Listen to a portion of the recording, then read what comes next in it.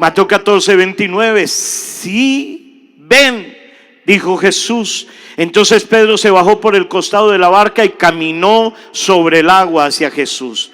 Número 1, tenemos que confiar y sujetarnos a la palabra. Para tener fe, para tener ánimo, tenemos que confiar en la palabra de Dios y tenemos que sujetarnos a esa palabra. Pedro tomó la palabra de Dios, confió en la palabra, comenzó a caminar, pero ¿sabe qué? No se aferró a la palabra. Cuando vio las olas no se sujetó a la palabra. Entonces soltó la palabra de Dios en su vida y cuando la soltó comenzó a hundirse. La Biblia nos habla acerca de lo que sucedió con Israel cuando murió Moisés.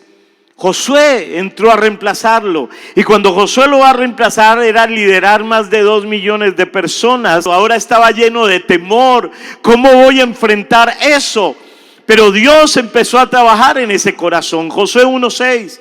Esfuérzate y sé valiente porque tú repartirás a este pueblo por heredad la tierra a la cual juré a sus padres que le daría a ellos. Solamente esfuérzate y sé muy valiente. ¿Para qué? Para entrar, no para cuidar de hacer conforme a toda la ley que mi siervo Moisés te mandó. No te apartes de ella ni a izquierda ni a derecha, para que seas prosperado en todas las cosas que emprendas. Y Josué se aferró a la palabra de Dios y fue firme. No solamente la creyó como Pedro, sino se aferró, abrazó la palabra de Dios y no la soltó para tomar la tierra de Canaán. De la misma manera en esta época de pandemia, aférrese a la palabra. No solamente es creerla, es no soltarla, es confiar, es sujetarnos a la palabra, aferrarnos a la poderosa palabra de Dios para tomar este segundo semestre como Él nos lo ha prometido. ¿Qué tengo que hacer para poder aferrarme a la palabra? Tengo que leerla y estudiarla. En el Evangelio de Juan, en el capítulo 4, cuando Jesús llega a la Galilea, y cuando llega a Galilea, llega un oficial del rey que tiene su hijo enfermo.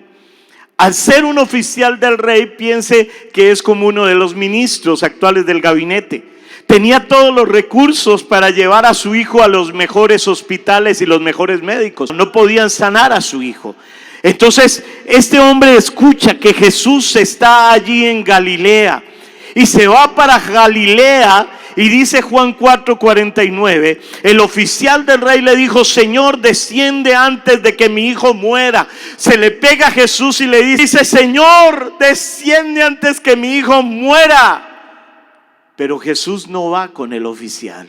El versículo número 50 dice: Jesús le dijo: ve, tu hijo vive. Y el hombre creyó la palabra que Jesús le dijo y se fue. Ese hombre creyó la palabra, pero estoy seguro que lo que hizo este hombre es que se aferró a la palabra. ¿Por qué? Porque la casa de ese oficial estaba en Capernaum. Capernaum queda a 40 kilómetros de Galilea. Es como ir de aquí de Cali hasta Buga, más o menos. Ahora imagínese usted lo que es caminar 6 horas, 8 horas solamente con una palabra, no más. Tu hijo vive. Y usted se imagina todos los pensamientos que el diablo le colocó a ese hombre. No es cierto, ya se murió. Te das cuenta cómo es Dios. Jesús no quiso oír todo lo que le ha dicho el diablo, y él aferrado: Jesús me habló, Jesús me habló, Jesús me habló, Jesús me habló. No le dio espacio a la duda, porque el problema es cuando usted tiene 80% de la palabra y le da 20% de espacio a la duda. Pero cuando usted no le da espacio a la duda, ¿qué sucedió? Versículo 51. Cuando ya él descendía, sus siervos vinieron a recibirle y le dieron nuevas diciendo: tu hijo vive.